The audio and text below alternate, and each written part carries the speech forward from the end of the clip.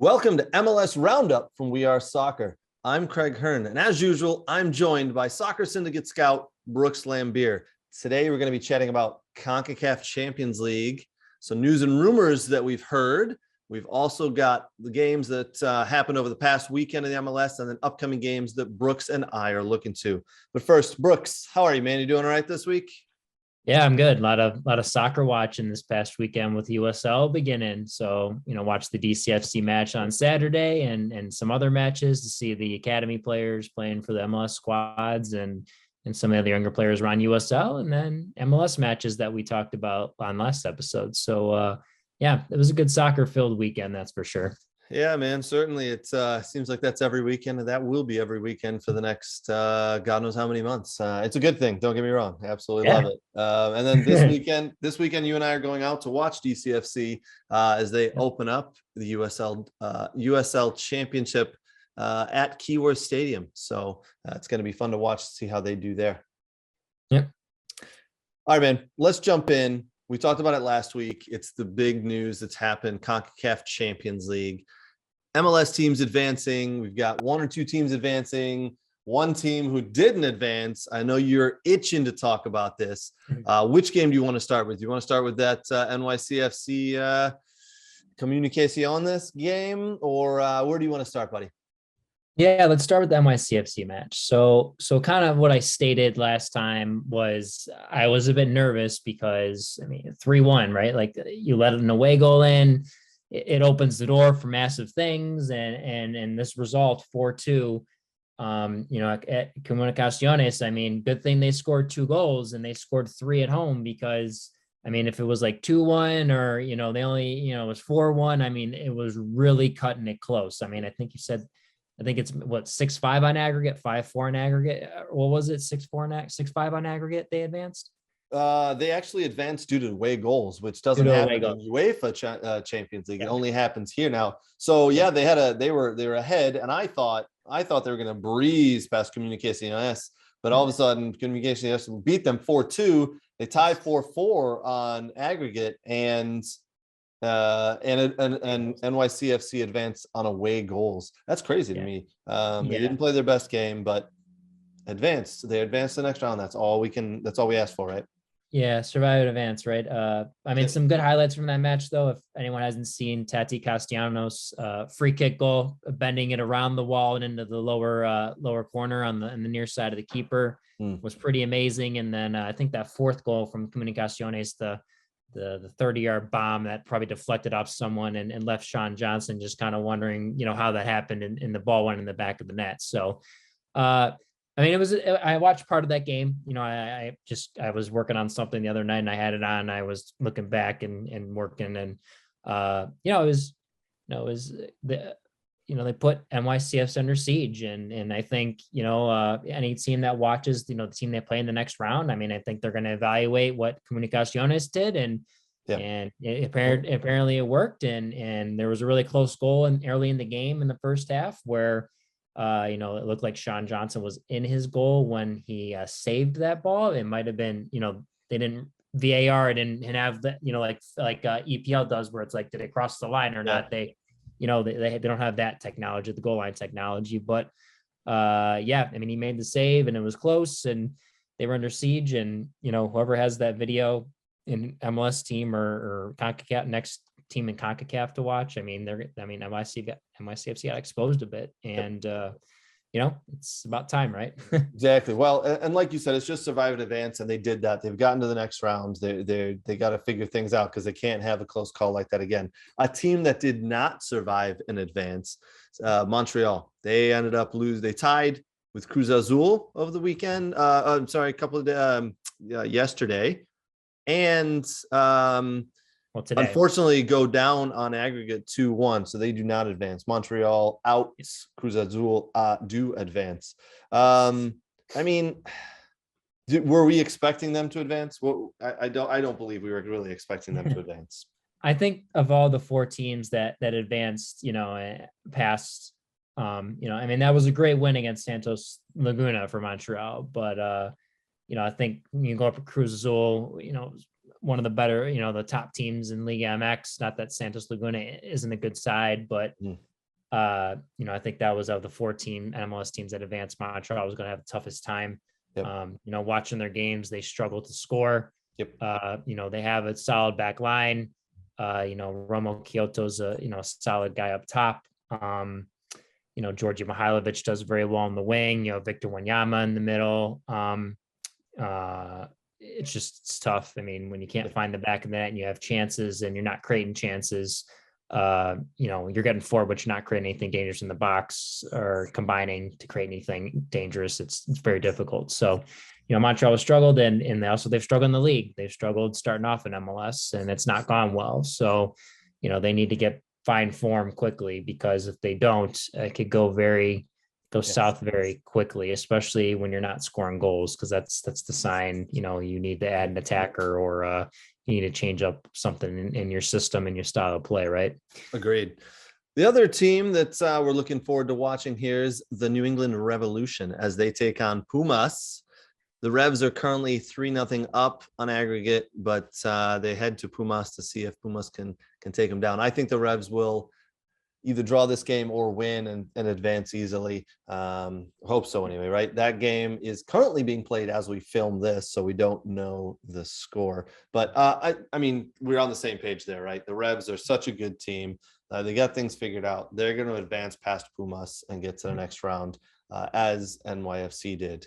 I hope we're on the same page, right?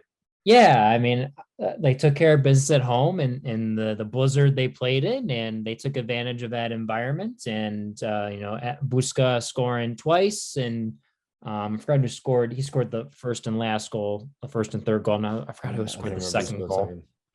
But they took care of business, and that's what they needed to do. And like we've talked about before, you need results at home. You need to keep a clean sheet, which is very important. So I don't, Revs really have to do something really bad here, to really mess this up. And I think they can probably get one on the road to kind of, assure themselves, the advancing. So I think they should be fine. Yeah, they've got the quality to get a goal and away goal there, and they'll be fine, as you said. The other game we're looking forward to is Seattle, who are taking on Lyon. I fully expect Seattle to do what Seattle does and advance as well. Such a good team, for sure. I'm expecting them to advance. Again, I think we're on the same page there, correct? Yeah, we're on the same page there. Again, it's when you play a team in Mexico, crazy things happen. And if you let your guard down for a second, you concede a goal early, and then you concede another one, things can turn and go very badly. Again, if Seattle can put one in the back of the net, two for insurance, I think they'll definitely be fine. Yep. Interesting to see, Brian Schmetzer has always talked about, people give him shit about, you guys aren't doing well in the league. You started 0-2. They won this past weekend against the LA Galaxy. But, Brian Schmetzer's always defending himself and saying, hey, we don't take any games lightly. We go in with the intention to win every game and every match, no matter what competition is, whether it's MLS, US Open Cup, CONCACAF Champions League, all those stuff, all the other stuff they're doing with Mexico, those competitions now, Seattle goes in and to win every match. So I expect Seattle to put their best 11, maybe give some guys some rest, but I imagine they'll be in there to win tomorrow night and, feel good going into the MLS weekend as well as into the next round. Agreed. Let's talk about some of the results that did come out of this past weekend from the MLS. You just mentioned it. Seattle Sounders at home in front of 33,000 beat the LA Galaxy 3-2. That's a huge victory. Seattle needed that, a little bit of a confidence booster. LA have been playing really well as well. So that was, 3-2. Seattle needed that win over a pretty good LA team. Other LAFC beat Inter Miami, who still remain winless and bottom. And again, you texted me the other week. You don't think they're going to win more than 10 games this year. I'm going to agree 100%. Watch most of their games this year. Miami, not good. Well, it's also frustrating when Phil Neville comes out publicly and says, I'm not getting enough from my best player. But, if you really look at it, he's really playing as like a withdrawn forward as a 10, and that's not Higuain's natural position, so Do they have guys maybe they can get in the summertime to add, somehow within the budget? They need something. They need to figure it out. And, it's almost, I watched their second game. I think they lost the second game of the season, and they were in a 3-back and they didn't look good. Then they went to a 4-back and looked better. But Breck Shea doesn't look comfortable as a left center back in the 3. And problem is Breck Shea is old, and I know he's athletic, and he's got experience, but is he really the person you want? And, and that's the thing. Phil Neville's have to figure out what's the secret, who are the players that have a good connection with each other that they, in the formation you want to play, that they're going to get you through these games and keep it close to give you a chance to win. So that's tough, but the center forward they have has done well. Karan. Yeah. Yeah. The number 9, that's number 9. He's done well for them. And so, yeah, I mean, I watched that game against Austin last week where Austin went 5-0, and Breck Shea just looks terrible. I'm sorry. Yes, he's athletic. We all know who he is, but he is not a center back. I think Phil Neville's out of his mind putting Breck Shea back there because he looked like a fish out of water. He didn't know whether to come and go. He didn't know whether to step to the ball, to back off. There was one of the goals he held everybody on sides. Breck Shea is not a center back, in my opinion. Yes, he's got experience, but that experiment has come and gone, and it has failed. So they need to figure something else out there. 100%. Other results that happened this weekend: FC Cincinnati finally get a win as they down Orlando City 2-1. As we talked about, Real Salt Lake beat New England 3-2. New England snowball. Sorry, say again. In the snow bowl there, apparently snowing in Utah. That was nutty weather. New England really didn't like that weather. It looked like Real Salt Lake were much more better equipped to handle it. Hopefully that doesn't affect New England as they take on, as we talked about, Pumas here in the CONCACAF Champions League. Seattle did get that win, as we talked about. Columbus Crew beat Toronto 2-1. NYCFC 4-1 over Montreal. Yeah. So before you move on, I think I watched a bit of that Columbus TFC game, and I thought what was interesting with that one was, you're starting Michael Bradley and Naughton, a guy they got from a CPL squad. It was Pacific FC, I believe they got him from.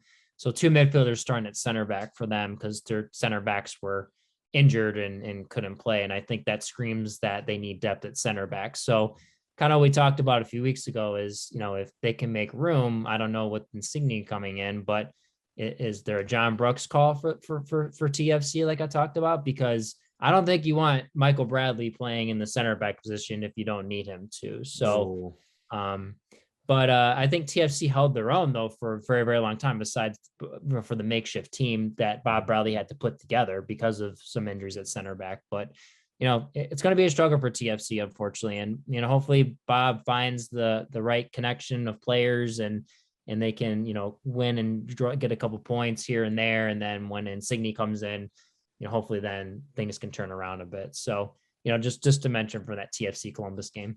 You got to hold it together with some bubble gum and tape here and maybe a paper clip until Insigne gets there. And that's a couple of months away. He doesn't arrive till July. Yeah. Other results that came about this weekend: FC Dallas beating Nashville 2-0. A little bit of a surprise result there. Nashville ranked pretty high in the MLS power rankings, but fall to FC Dallas. That was a good one.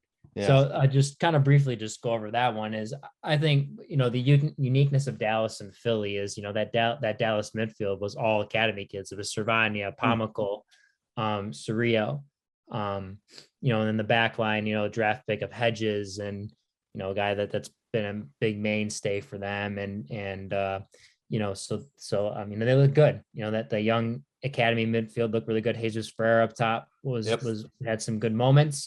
But the new signing, Velasco, the 19-year-old from Argentina, coming off the bench and scoring that goal to goal. Give them the 2-0.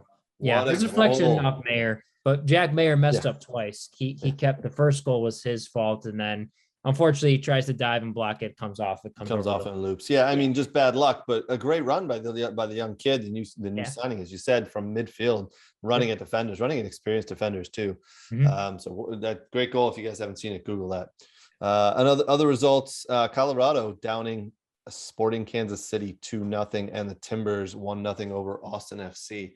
That was a good match. Bill Yeah. Tuiloma, woo, the Woo. New Zealand international, going to play Yep. for the New Zealand national team in the qualifiers for World Cup, and it was a great goal. Justin Rasmussen, Portland's first round draft pick, filling in for Bravo at left back after Bravo got the red card last week, and he showed really well. So it was a good showing. And again, Portland doesn't have their two main center backs, but Zach McGraw and Tuiloma have done well filling in. And it's nice to know when you have guys, these guys that are either really, guys that maybe you'll fill in for like Open Cup matches and such. They're not part of the main starting 11. Sure. It's nice to know you have two guys on the bench that could fill in and do a job. And both McGraw and Tuiloma have done very well. Ivicic has done, I can't say his last name, but the new goalkeeper that Portland has right now, who was the backup last year, has done very well and shown well, and Jimmy Chara and Diego and have just been fantastic. And Paredes has as well. I mean, this team is, again, Gio's putting some players and piecing guys together, but they've been there for a while. They have cohesion, but it's worked, and that was a great result against Austin, who was coming off 2 goals and 10 goals in 2 games. So, And then last results of the weekend were Minnesota beating New York Red Bulls, and then Charlotte still remaining winless on the season as they dropped. That was a tough Atlanta. Yeah, man, that was a tough one. Goal in the final minutes for Atlanta there to win it 2-1 in Atlanta in front of 43,000 people. But Charlotte played well. I thought they deserved more than that. They deserved the point as a minimum. They played really well. I really thought they were going to get that win or find a way to get a win. Unfortunately, wasn't to be. Atlanta pulled it out in stoppage time. Yes. Yeah. Adam Armour getting the first goal ever for Charlotte FC, the North Carolina native who played for North Carolina FC, was in USL Championship at the time when he was in their academy. Now they're in League One. But credit to him, a guy from North Carolina scoring the first goal ever for Charlotte FC in MLS play. So it's a big thing for Adam. Well, because of those results, we want to talk about the MLS power rankings. We'll just talk about the top 5. LAFC as number 1, Colorado Rapids as number 2, the Crew as number 3, New England as 4, and Nashville dropped from 2 last week to number 5 this week. You and I talked about it before the season started, Brooks. We looked at the MLS power rankings, and this does come from the MLS website, the official website. LAFC were actually ranked 11th when the season started. And then the day before the season started, MGM all of a sudden put them as the number 1 ranked team and the number 1 team favored to win the MLS Cup this year. And wouldn't you know it, we're 3 weeks into the season. LAFC are at number 1, just like the casinos thought, man. How crazy is that? They're always follow what the casinos say, man, because it's true. They got the insider information. Yeah, what's Vegas now? Geez. Yeah. I want to know. I really want to know. Seriously, can someone tell me, because it would help me out a lot on my bets. So those power rankings: LAFC, Colorado, Columbus Crew, New England, Nashville. That's your top 5. Do you see anybody else that should be in there, or is someone in there who's ranked too high based on the way they've performed this year? What are your thoughts? Man, that's a tough one, because healthy Columbus. They don't have everyone back, so Josh Williams is still out, and they've had to kind of makeshift. They didn't have Milton Valenzuela come back, so they used Pedro Santos as a left back, convert him to there. But Columbus has gotten it done, and New England has gotten it done. I guess I'm a little shocked, maybe after the loss to RSL. I would assume that maybe New England would have dropped out of the top 5, or maybe Nashville would have been 4 and then New England 5. Obviously you can't put Seattle there, because they're 1 and 3, they're 1 and 2 and, or they 1 and 2 lost. Yeah, 1 and 2.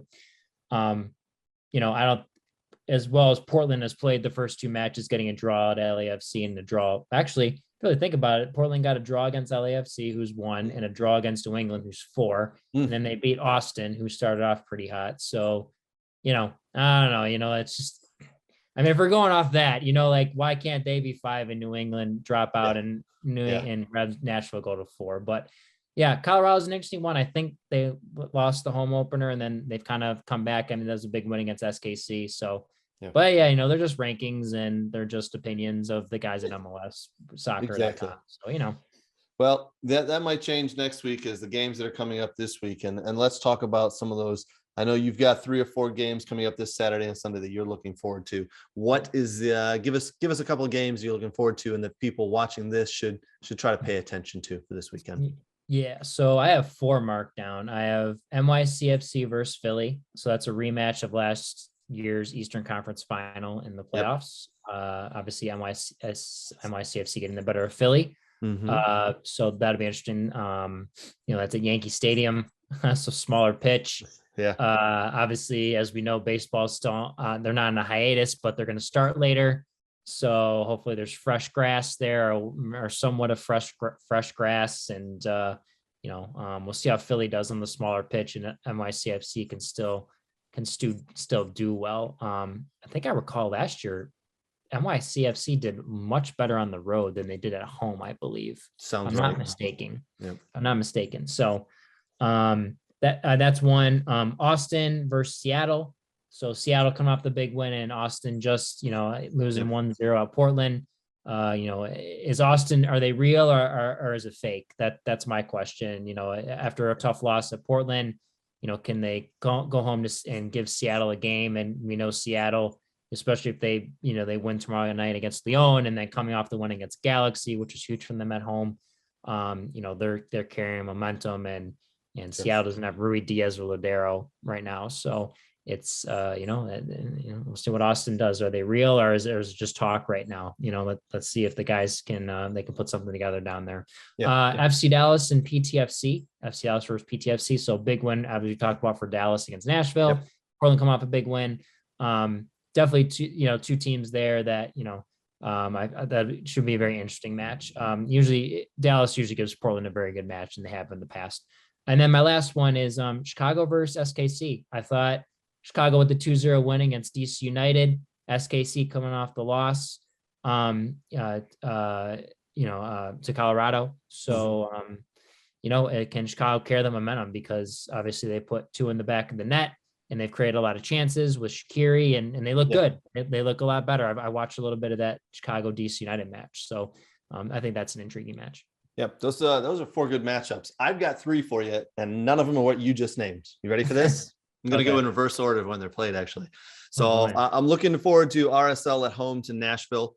I would like to see if Nashville can rebound from their loss and see if they can get back into winning ways.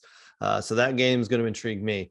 The next one, Charlotte FC at home to New England. I'm intrigued by this to see if New England can get back into winning ways. Charlotte can hopefully get a win here. And I'm also intrigued to see how many people show up. So we had a brand new MLS record for Charlotte's first home game 2 weeks ago. Yep. Of 74,000, right? So I'm interested to see how many people come back for game 2. Charlotte FC have not won a game yet. I don't think they'll beat New England. Kind of want them to, but I'm hoping a lot of fans show up. I don't expect 74,000 again, but let's see how many we can get in there. And my last game that I'm looking forward to watching this weekend, we're going to call it the Toilet Bowl. FC Cincinnati at home to Inter Miami. Both teams have got to be, if not the worst teams in the MLS, very close to it. FC Cincinnati did get a win this weekend, as we talked about, but it'll probably end a 0-0 draw and be an absolute shit show. But I do want to watch. I might peek into that one for a couple of minutes and see how that train wreck is. You forget FC Cincinnati is not good at home, so yeah, they could lose that game, even having home field advantage. They could, but Miami's not good at home or away. So I mean, who knows? All right, so that's the games coming up this weekend. Go ahead and give those games a watch, guys. We got, I think we named 7 games there for you guys all to watch. Now, before we jumped on, Brooks, you were telling me about the U.S. under-20. How they're traveling to Buenos Aires to take on the Argentinian under-20 team, and then River Plate. Tell us what you know about that, and if we should be keeping an eye out. Now, these games are coming up March 26th versus the Argentinian national team, under-20 national team, and then River Plate on March 29th. What are your thoughts on these games? Yeah. So, I mean, this is in preparation for the CONCACAF U20, championship, which is in Honduras. So then that's, you're getting ready to qualify for the 2023 FIFA U20 World Cup and then the 2024 Summer Olympics. So that's, Sure. we're starting for that cycle again. Summer Olympics and US, U20s and 23s don't go very well together, No, but hopefully they do that not. changes at some point. Yes. It has to Yeah. with the amount of youth that's coming through the development. We've seen how all these players, these young players, are getting transferred. They're going to Europe. They're playing in the Bundesliga. They're playing in the championship. It's got to change. It's not going to change overnight, but it'll progress. Whether it's this summer, we'll see. But I digress. Yes. Yeah. So, I mean, it's just some interesting names. I mean, you have a lot of different, you have a mixture of European guys, you have, range from 20 to, 16. You have a lot of MLS homegrown guys that are actually playing, they're getting some minutes for MLS team, so you have a guy like Chris Brady, who's backup for Chicago, who's been loaned out to some USL sides, but, he's, there've been talks of him like maybe being bought by a European side. And, obviously with Gaga Slonina, the starter for Chicago, the 17-year-old. Guys like Justin Chi, who've been linked to, Bayern Munich, who's over at Hoffenheim, playing at Hoffenheim. And, you have guys like Brandon Craig in the Philadelphia Union Academy system. Kobe Henry, who was, Orange County, USL player. Him, he did get into training camp last winter. Mm-hmm. He got a little bit with the men's national team because it was based in California. So he got in there a little bit. Young guy, Caleb Wiley, who scored a few weeks ago for Atlanta United, he played winger, but he's actually a left back out of the Atlanta United Academy. Paxton Aronson, Brendan's brother, Caden Clark, who we know obviously with Red RB Leipzig and NYRB, some other NYRB guys like Jack, and they have guys like Jack McGlynn of Union. Interesting one, Obed Vargas, the young 16-year-old who's been starting for Seattle in the midfield next to João Paulo. So you have him, Kevin Paredes, who just was bought by Wolfsburg for £7 million. Quinn Sullivan, who's come off the bench and done a good job for Philly. Dante Seeley, the FC Dallas Academy player, is over at PSV Eindhoven. So those are just some of the names, but a good mixture and, good test for the kids to play the under 20 Argentinian national team, and as well as the local club that they're playing, Argentina, River Plate. Yep. Yeah. So yeah, man, I was expecting you to name off a bunch of guys I'd never heard of, but I seem to have heard a lot of those. I mean, those are becoming household names. And you're right. It's a good handful of guys who are playing over in Europe and a good handful of guys who are still playing here. They should compete and they should do very well. I think the future is bright, and this is good. These two games will show it. They may not win both of them, but I guarantee they'll compete, and this will show the future is definitely bright. So that is awesome to see. Before we finish up, Brooks, you had come on before we started here, and you told me about a small rumor you're hearing about one of the fastest and most divisive strikers in the MLS. There's people, you either love him or you hate him. What you got? Why don't you go tell everybody this little rumor you're hearing? Yeah, so just through social media, and I'm sure people have seen this as well, is Jazzy's artist, rumors of him maybe being traded from Columbus to another team within the league. I imagine it's not somewhere overseas. It's going to be someone within the league that wants him. Whether it's when that happens, who knows? I'm sure probably by the summer he'll be there, but it just seems like Miguel Berry's been starting. That's the guy that Caleb Porter's been going with at Columbus. Jazzy's come off the bench. Jazzy's probably like, hey, I did a job for you and Greg Berhalter. He's shown that he can score goals. He can score them at the men's national team level. He may not be the sexiest guy, but he's a fox in the box that puts the ball in the back of the net. So I'm sure some MLS team will want to trade for him, and someone will scoop him up. Someone will absolutely scoop him up. It will definitely, in my opinion, be an MLS team because he is quick. He still has that skill and that goal scoring technique. He's got a nose to the goal. He's a poacher, but speed kills, and someone will trade for him. So if Columbus Crew are looking to trade him and get rid of him, yeah, someone's going to come in and get him. I don't think he's going out anywhere else, Europe or South America personally, but you never know. That's interesting though. I personally have not heard that rumor, and I'm on Twitter every single day, but that's a new one for me. And because you've said it, I think it'll happen, because you're not usually wrong with these things. Yeah. Well, right, we're not all correct all the time, but you seem to be most of the time. Maybe FC Cincy will want them because they need some goal scorers. They do. They really, really do. All right, buddy. I think that's going to wrap us up for the week. Brooks, man, appreciate it. Every time you come on, I leave going, God, he just fills us with knowledge and so much expertise. I very much appreciate it. And I look forward to talking to you, as always, within the next week or two. Yes, no, I look forward to it. And MLS this weekend, some USL Championship. It'll be a good weekend. Yep, exactly. All right, buddy. Thanks again, and cheers. Thank you. Cheers.